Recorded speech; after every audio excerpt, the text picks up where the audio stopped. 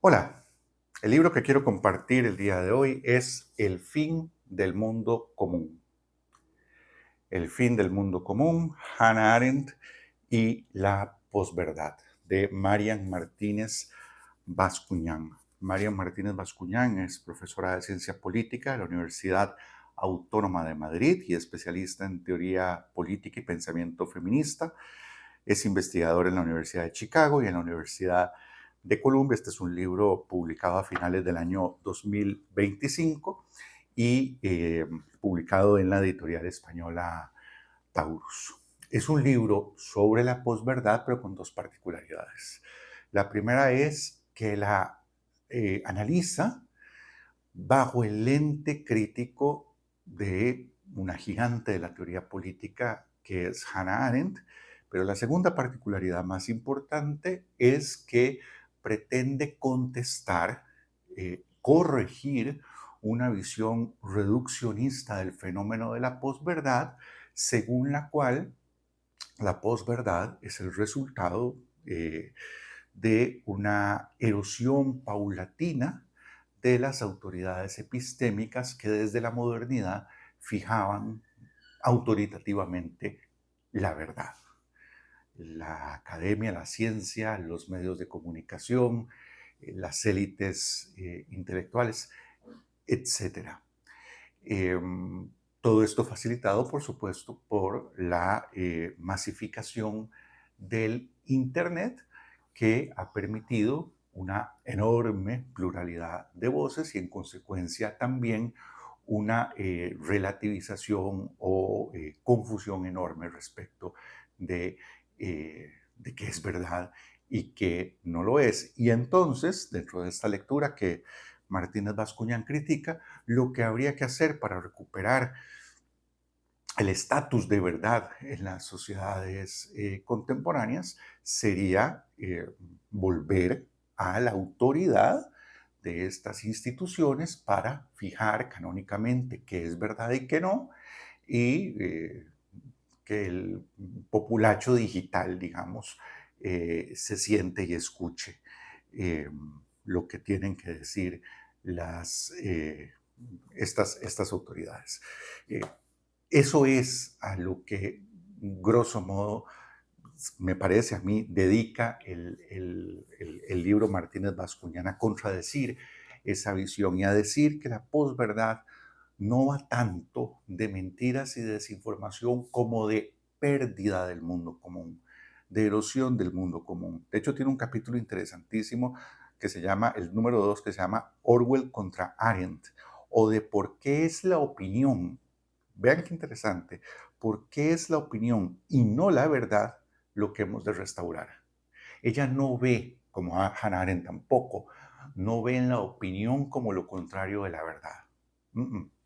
Y lo que hay que restaurar, dice, no es la verdad, una verdad objetiva, tecnocrática, sino nuestra capacidad de juicio en el espacio público, nuestra capacidad como ciudadanos para tener opinión.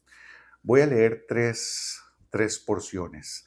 Eh, la primera, tiene que ver con la naturaleza de los hechos alternativos. Ella insiste, los hechos alternativos no son mentiras. Los hechos alternativos no son simplemente desinformación. Son más que eso, son mucho más que eso y nos perdemos si creemos que se trata de una falsedad que simplemente hay que fact-chequear y rectificar. Vean lo que dice, los hechos alternativos no son errores, ni siquiera mentiras deliberadas. Son actos de alto voltaje simbólico, son pulsos de poder, representan una conquista del relato sobre la realidad. Lo que deberíamos preguntarnos no es si estas falsedades son grotescas por demasiado evidentes. Por supuesto que lo son. La pregunta de verdad inquietante es ¿por qué, a pesar de serlo, arraigan? ¿Por qué ese universo paralelo, esa distorsión sistemática de lo real, tiene cada vez más fuerza política? Lo que es preciso preguntarse es por qué esa grotesca mendacidad, tan obvia a ojos de muchos de nosotros, consigue establecerse políticamente e incluso por qué ese universo paralelo tiene cada vez más poder. Ahí está el desafío, no en refutar una mentira, sino en entender el deseo profundo que la sostiene, porque hay algo en ese otro mundo, ese donde los hechos no pesan, pero las emociones sí, que sigue atrayendo a millones de personas. Y contra eso, la verdad por sí sola no basta. Hace falta recomponer la confianza en lo que significa compartir una realidad. Y vean, el hecho que narra es impresionante. Hubo una escena en la toma de posesión de Donald Trump en 2017 que debería figurar en los libros de historia, no como anécdota, sino como advertencia. Aquel día llovía sobre Washington, D.C., una lluvia fina pero persistente, visible, tangible.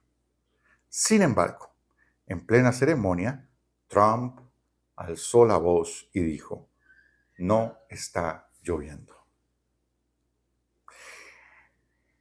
Y lo asombroso no fue la negación en sí, porque de esas hay muchas, sino lo que ocurrió después. Gente que se cobijaba bajo los paraguas los acabó cerrando, como si el peso de las gotas fuera menos real que el peso de las palabras. Ese acto, casi litúrgico, revela el tipo de lealtad que no nace de la convicción, sino de la rendición. Una fidelidad ciega que no se ancla en los hechos, sino en la voluntad de creer. Ahí se activa el poder brutal del lenguaje, cuando se usa no para describir el mundo, sino para imponerlo. Está además maravillosamente escrito este libro de María Martínez Bascuñán. Yo no coincido personalmente en algunos aspectos de su desarrollo y de su conceptualización de la posverdad, pero es un libro absolutamente recomendable. Luego, en la segunda porción que les quiero leer, menciona otro elemento muy importante que está en la base de esa erosión del mundo común, en la base del fenómeno de la posverdad, y que nuevamente va mucho más allá del tema de si algo es verdadero factualmente o es falso, mucho más allá. Y tiene que ver con el fenómeno de la soledad. El capítulo es el número 8, se llama La experiencia de no pertenecer al mundo, o sobre la soledad, el desarraigo y la superfluidad. Numerosos estudios advierten sobre la creciente crisis de soledad que atraviesan muchos ciudadanos en las democracias occidentales. Sabemos que la soledad vuelve a las personas más proclives a emociones como la ira y el resentimiento y más vulnerables a las promesas del extremismo. En las naciones más ricas del planeta, los diagnósticos de depresión, ansiedad y trastornos de atención están en constante aumento y cada vez se recurre más a psicofármacos para tratar estos problemas. En este llamado mundo desarrollado, el sobrepeso se ha convertido en una enfermedad de los pobres y los trastornos digestivos, así como las autolesiones, son cada vez más frecuentes entre los jóvenes. En el corazón de las democracias modernas, muchas personas experimentan una desconexión profunda de su comunidad y de la vida pública, un vacío existencial difícil de nombrar.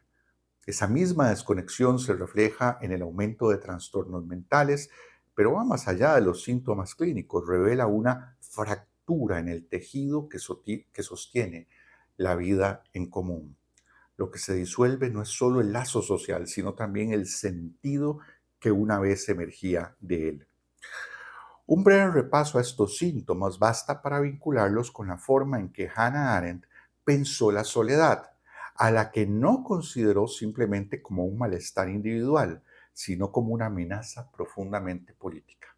Primer aporte distintivo. Segundo, la autora nos mostrará cómo el totalitarismo se nutre de ese vacío existencial para movilizar a las masas. Y aquí no, por eso digo segundo aspecto importante. El primero es, la soledad no es un asunto estrictamente personal, es una amenaza política, pero esto segundo es todavía más llamativo. ¿Cómo es eso que el aislamiento favorece los movimientos de masas? Pareciera contraintuitivo. Aunque a primera vista parezca contradictorio hablar de atomización, que sugiere separación, y de masas, que evoca unión, Arendt nos mostrará cómo, de forma perversa, una puede conducir a la otra. En un mundo atomizado, las personas pueden estar rodeadas de otras y sin embargo sentirse solas, desconectadas y sin un propósito compartido. En ese aislamiento se diluyen los vínculos y con ellos la capacidad de juicio y resistencia. El individuo se vuelve más susceptible a la manipulación. La atomización se transforma en masa cuando desaparece la individualidad, cuando ya no existen espacios compartidos donde expresarse o cuando los espacios que habitamos son burbujas cerradas, ecos de una tribu que nos devuelve solo lo que queremos oír. Ser parte de la masa es renunciar a la espontaneidad y con ella a la imprevisibilidad que Arendt tan bellamente define como la capacidad humana de comenzar algo nuevo. El mayor obstáculo frente a cualquier forma de dominación total. Paradójicamente, nuestra individualidad no se pierde por exceso de comunidad, sino por su ausencia. Porque el mundo común, ese espacio público que, como escribe Arendt, de la condición humana nos conecta y nos separa al mismo tiempo, ese mundo común es lo que nos permite ser alguien ante los otros, en plural. Cuando ese mundo común desaparece, lo hace también esa posibilidad. Y la última porción es un jalón de orejas enorme hacia quienes pueden creer que el antídoto, insisto, contra la posverdad es recuperar la autoridad de las viejas instituciones que fijaban la verdad y decirle a la gente con sus opiniones disvariantes y poco informadas y prejuiciosas y llenas de sesgos, como son las opiniones de todos, decirles que se callen. Vean que cierre. Hay una herida que la política moderna ha olvidado, la herida de no ser escuchado. Frente a ese vacío no bastan los datos, ni las explicaciones expertas, ni los discursos bien articulados desde las cúpulas del saber. Lo que está en juego no es una falta de información, sino una ausencia de reconocimiento. No es una demanda de verdad objetiva, sino un clamor para que se escuche la experiencia vivida. Solo poniendo de relieve las vidas individuales, atendiendo a la necesidad de escuchar su propia experiencia sobre el mundo, podremos entender lo que nos está pasando. Algo que no haremos desde la sola visión tecnocrática de la sociedad, esa que sigue reivindicando las verdades objetivas a las que accedemos gracias a mediadores como la academia o los medios de comunicación de masas.